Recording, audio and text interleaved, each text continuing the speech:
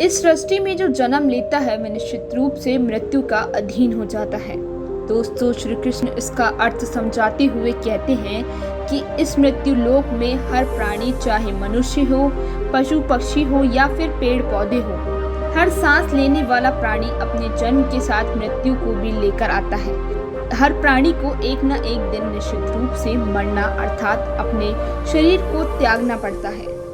मनुष्य को सिर्फ कर्म करने का अधिकार है, फल की इच्छा ना करे। दोस्तों, श्री कृष्ण इसका अर्थ समझाते हुए कहते हैं कि मनुष्य को चाहिए कि फल की इच्छा त्याग कर कर्म को अपना धर्म समझकर करे, क्योंकि जो भी मनुष्य फल को प्राप्त करने की इच्छा करता है उसका मन फल के बारे में सोचकर अपने कर्म और कर्तव्य को विचलित हो जाता है और इंसान को वो फल प्राप्त नहीं होता जिसकी इच्छा की होती है। इसलिए भगवान श्री कृष्ण कहते हैं कि मनुष्य सिर्फ कर्म कर सकता है, फल कदापि मनुष्य के अधीन नहीं है।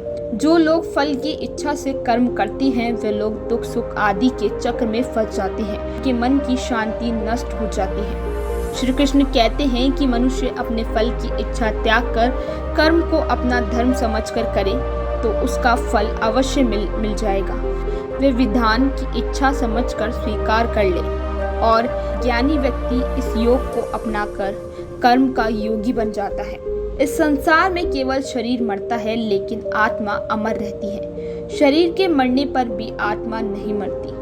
दोस्तों, श्री कृष्ण इसका अर्थ समझाते हुए कहते हैं कि आत्मा ना कभी जन्म लेती है और ना कभी मरती है। जो शरीर के मारे जाने के बाद भी मरती नहीं है, जो सचमुच ज्ञानी होती है उसका ना कोई शोक करता है जो मर गया और ना ही उसका शोक करते हैं जो अभी जिंदा है, क्योंकि वो जानते हैं कि जो मर गया है वो फिर से जन्म लेगा और जो अभी जीवित है वो अवश्य मर जाएगा। मरने वाला फिर से जन्म लेगा, क्योंकि केवल शरीर का नाश होता है।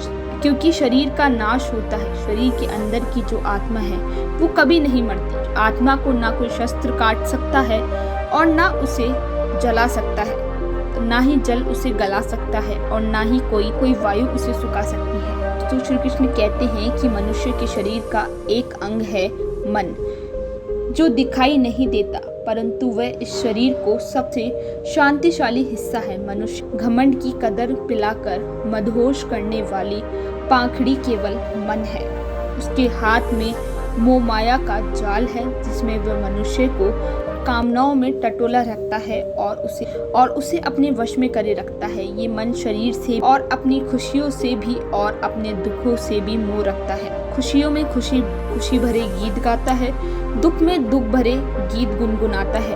अपने दुखों में दूसरों को शामिल करके उसे खुशी मिलती है। किसी भी मनुष्य को उसका मन जीवन के अंत तक अपने जाल में निकलने नहीं देता। मनुष्य का मन मनुष्य को इतनी बुरस्ताई भी नहीं देता कि वह अपने अंदर के झांक कर अपनी आत्मा को पहचाने और आत्मा के अंदर जिस परमात्मा का प्रकाश है उस परमात्मा का साझार करे। किसी भी जीवित प्राणी के लिए आवश्यक है कि प्राणी अपने मन को काबू कर ले, अपने अंदर झांक कर अपनी आत्मा को देखे, तब उस आत्मा के अंदर उसे परमात्मा का प्रकाश स्पष्ट दिखाई देगा और किसी को भी परमात्मा का साक्षात कहे।